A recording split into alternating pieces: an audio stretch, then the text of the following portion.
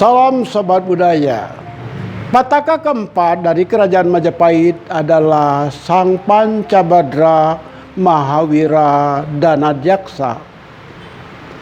Pataka ini tampil di tengah kita dalam rupa 5 mata tombak, 3 menghadap ke atas dan 2 menghadap ke bawah. 2 di antara mata tombak, antara yang kiri dan kanan, disangga oleh 2 ekor Raja Naga yang merupakan lambang dari kebijaksanaan, keperkasaan, dan keluhuran. Dengan demikian, sebagaimana kita ketahui bahwa mata tombak merupakan lambang hukum yang berlaku di kerajaan, maka hukum yang siap memberikan sanksi tersebut disangga oleh keperkasaan, kebijaksanaan, dan keluhuran.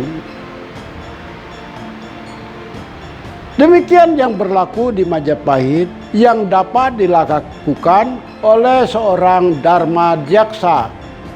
Kita tahu di Kerajaan Majapahit terdapat sejumlah Darmadjaksa.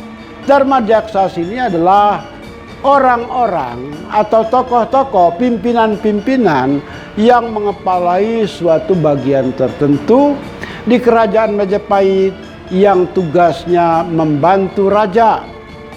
Misalnya kita dapat melihat Darmadjaksa Ringkasogatan untuk orang atau tokoh pendeta yang memimpin ketertiban dari penganut agama Buddha. Darmadjaksa Ringkasidiwan. Darmadjaksa ada seorang menteri atau pembantu raja yang menertibkan atau memimpin umat Siwa agar kehidupan mereka senantiasa tertib sesuai dengan norma dan kaidah yang ditentukan oleh negara, sehingga dengan kehadiran mereka negara dan bangsa di Majapahit dalam keadaan rukun dan tentram. Demikian fungsi seorang Darmadjaksa. Dan pataka yang dimiliki seorang Darmadjaksa biasanya adalah seperti ini. Melambangkan tugas-tugas yang dia pikul, melambangkan tugas-tugas yang akan dia laksanakan. 3 tombak menghadap ke atas dan 2 mata tombak menghadap ke bawah.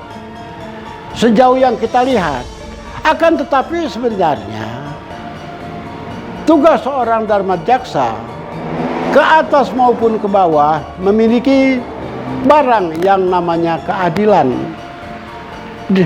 Ternyata di sini bukan 2 mata tombak. Dapat kita lihat mata tombak ketika berada di tengah-tengah sini, sehingga ada keadilan hukum baik ke atas maupun ke bawah.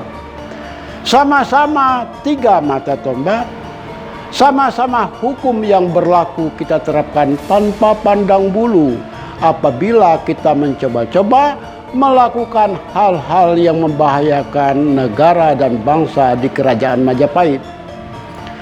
Sobat Budaya, dari pataka semacam ini kita telah mengetahui bahwa kehidupan berbangsa dan bernegara yang rukun dan damai senantiasa telah tercipta sejak zaman Majapahit lebih dari 700 tahun yang lampau.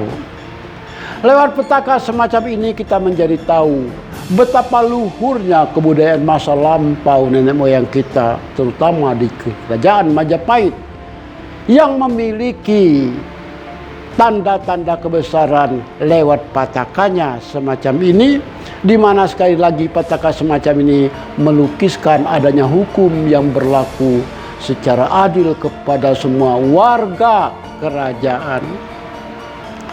Sobat Budaya, sekali lagi kita bisa melihat bahwa pataka semacam ini senantiasa menjadi anutan, senantiasa menjadi pedoman seseorang dalam melakukan perbuatan-perbuatan, atau senantiasa menjadi patokan rambu-rambu yang dilakukan oleh seorang Darmadjaksa dalam membuat suatu keputusan. Sehinggalah sekali lagi kita katakan bahwa pataka semacam ini merupakan suatu figur, suatu benda yang dihormati, merupakan suatu barang tempat manusia berpaling ketika melakukan tindakan-tindakan yang dapat menyebabkan terpecahnya kerukunan suatu negara atau terganggunya kedamaian suatu negara. Pataka seperti ini merupakan pataka yang sangat dihormati pada zaman dahulu hingga kini. Pataka semacam inilah yang kemudian kita lestarikan sebagai salah satu koleksi museum gubuk wayang yang berasal dari zaman Majapahit. Sobat Budaya, terima kasih.